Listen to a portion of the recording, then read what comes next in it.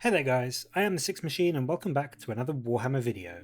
Just a very quick, slightly different to usual video today. We've had the first day of the Warhammer Fest reveals, which are continuing all across this week, and I just wanted to touch on some of the Age of Sigmar reveals we've had because, well, to be honest, I was always an undead and vampire counts player back in the Warhammer Fantasy days, and some of the new models they showed off today really got me excited about the possibility of getting back into Age of Sigmar. They've been showing off a few of the upcoming Soulblight models for Age of Sigmar recently, which is a new faction focused around the vampires and the different bloodlines. If you played Fantasy or play Warhammer Total War, you might recognize some of those like the Lamians and the Blood Knights and the Von Carsteins and that kind of thing. These are new and updated bloodlines and dynasties that they're introducing to the game, much like they have kind of reinvigorated and reimagined a lot of the old stuff from Warhammer Fantasy to these new Age of Sigmar factions. And this Vampire Soulblight faction really seems to be trying to bring back a lot of that feel and distinction in the models, which I think is really cool. And although we've seen it in some form or another in the other updated Age of Sigmar factions, I think it's going to be really evident and really interesting to see how they do it with the Soulblight book. So I just want to go through some of the reveals that they showed off today because I think they were all absolutely fantastic. And what we saw today, first off, we got some absolutely stunning and, to be honest, much needed updates to the old plastic direwolves that some of you may remember. These new ones just look incredible. They have some genuinely menacing poses, and I love how they've managed to get that look of old, rotting, ragged fur and skin to make it look like these wolves have literally just dug themselves up out of the grave to answer the call of their master. I saw in the preview today someone said Age of Sigmar is more grim dark than 40k is these days, and with these models and these Soulblight models you really can see that. They're just so dark and gritty and mangled and horrible, and they really fit that sort of end of the world darkness and death aesthetic. But on the subject of these wolves answering the call of their master, it appears that Soulblight are getting an absolute bucketful of new named characters coming along to flesh out their range. Get it? Flesh out? Because, you know, flesh and corpses? Never mind. First up, we have Belladamma Volga, the first of the Vrykos, who appears to be an old lady riding a giant wolf. She's an unbelievably old, powerful vampire and the matriarch of one of these new vampiric dynasties, which is known as the Vrykos. It appears to be quite fitting in what was the old Strigos vampires of Warhammer Fantasy that you may remember. At least that's what I think. But she essentially controls the direwolves and can even turn living mortals into wolves if she so desires.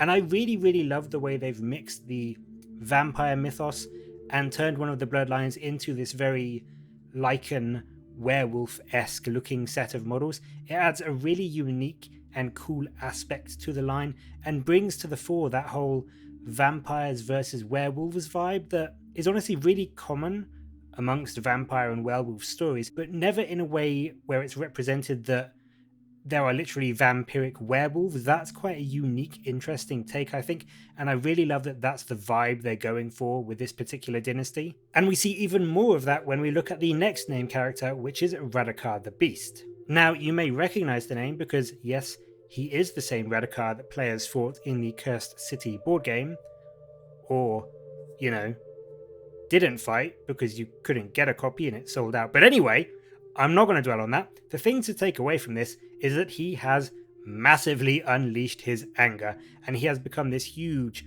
hulking, very almost Ghoul King looking kind of vampire, which again ties back to the whole Strigos thing that I think these guys are somewhat inspired by.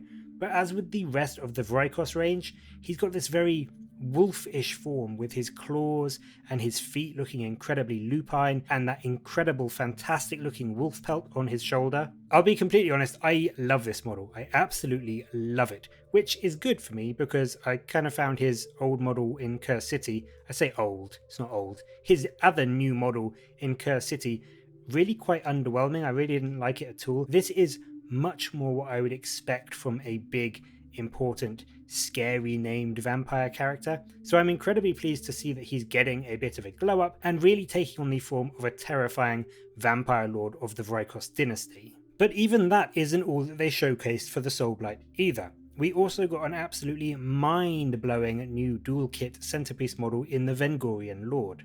Now this is a leader option for your Soulblight forces, and he's, well, as you can see, he's very unique. The top half showing this rather typical but still very stylish and cool vampire lord, but then as you look down his body, it begins to transform and shape into this unbelievably cool Vargeist / dragon kind of form. It reminds me somewhat of the old Abyssal Terror model, which vampire lords used to be able to take as a mount, and I'll be honest, I really do wonder if that's where they maybe got some of the inspiration for this. In any case, it looks absolutely spectacular, and it's a really unique twist on a vampire lord for an army. Hopefully it should be an absolute nightmare, again, get it, to fight on the tabletop. And even better, it's a dual kit, as I said. So say hello to Lauka Vai. Now, Lauka Vai is the leader of another dynasty we're introduced to, the Avengorai. They sort of seem like they have the old Blood Knights vibe going on, seeking to beat and drink the blood from the strongest and largest enemies they can find, presumably to gain the most power and strength from that blood. And as I said, Lauka Vai is their leader. Once again, I absolutely love the distinction between her upper half, which is very poised and noble and sort of fitting that Blood Knight noble warrior aesthetic, and she even has that very regal purple armor in comparison to the just menacing and brutal looking lower half of her body, which just looks like it would tear you in half before you could even blink. It's such a nice, unique take on the vampires, I think, and really is something that I don't think we've ever seen in any other form of vampire mythology from any other fantasy setting. So massive kudos to GW for taking such a leap and creating some of the most imaginative, terrifying looking creatures for this new army. We did actually see Lauka Vai in a very pixelated, blurry form in the White Dwarf preview on Sunday, and I was actually going to do a video about it because I was personally very curious, and it looks like I was wrong, but I genuinely thought that she might end up being another one of Nagash's Mortarchs. Obviously, we've had the original bunch of Neferata, Manfred, and Arkan, and then we had Lady Alanda and Kratikos to fill out the Nighthaunt and the Ossiarch Bone Reapers, but Soulblight don't appear to have one. And I mean, if I was GW, I would have done a Mortarch to represent each of the different quote-unquote aspects of death, and to show that all of death is, although in separate armies, that they all fall under this umbrella of Nagash, who's at the top of the totem pole. So I'm a bit disappointed that she doesn't appear to be a Mortarch, because I just think that would be absolutely epic if she was, you know, maybe instead of Lauka Vai, the Mother of Nightmares, she should have been Lauka Vai, the Mortarch of Nightmares. I just think that would have been pretty cool personally, and as someone who would love to one day have a full, entirely complete army of death being led by Nagash and supported by all his lieutenants, I personally would love to see some more Mortarchs come into play to fill out the full 9 spots that there are meant to be, because if you go back to the lore back in Warhammer Fantasy, there were 9 Mortarchs originally that Nagash sort of empowered, and we haven't had all of them back in Age of Sigmar. We've had the 3 originals and Alanda and Kratikos, which is 5. We used to have Vlad, but he's gone since Fantasy, so I still think there are a good sort of 3 or 4 spots that could be taken up by new characters for death armies. So I'm really interested to see if GW do eventually release a full 9 Mortarchs to have armies that support Nagash. But anyway, that's just me wishlisting and rambling. The last thing I will say before I sign off is that I also think she would make a pretty damn awesome Slaanesh Demon Prince if you were so inclined. She has that sort of Slaanesh-y vibe to her upper body, I think, and the lower body is, whilst not typically snake-like in the way that you would normally expect a Slaanesh Demon Prince to be, it still kind of fits with that thin, lithe body style. But that is it for this video. I have been planning on doing more Age of Sigmar content in the last few recent weeks, so do please let me know if you would like to see more AOS coverage from me, and also what else you would like to see me talk about in relation to AOS, because I know Fantasy well, I don't know AOS that well, but I would happily read up and learn about the different armies and factions and lore if that's something you would like to see me do videos about. So do let me know. But thank you again for watching. I really do appreciate it. And as always, if you do want to see more from me, please do like and subscribe because it really does help. But until next time, I will catch you later, guys.